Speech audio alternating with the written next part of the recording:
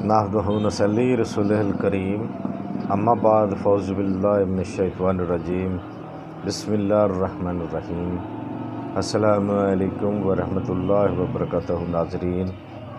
ناظرین امید کرتے ہیں اللہ تبارک تعالیٰ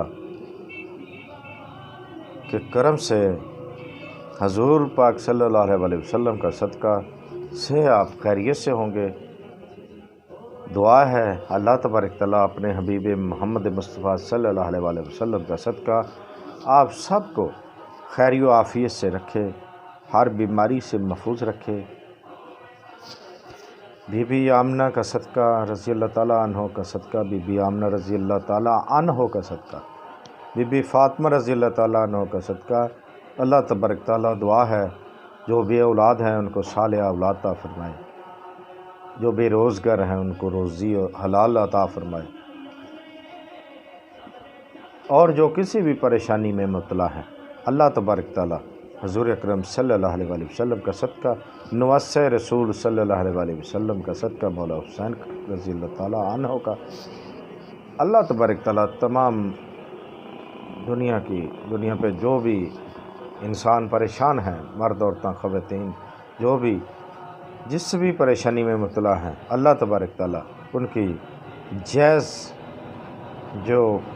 جائز مشکلات ہیں اللہ تعالیٰ آسان فرمائے، اور اللہ تبارک تعالیٰ ان کی پریشانی سے نکالے اور خوشیاں عطا فرمائے اللہ تبارک تعالیٰ۔ تو میرے بھائی، آج ہم بی ایچ دعاخانہ یوٹیوب چینل کی جانب سے آپ کے لیے پیٹ میں جن کے کیڑے پڑ جاتے ہیں ان کے لیے ایک بہت ہی بہترین نسخہ لے کے حاضر ہیں۔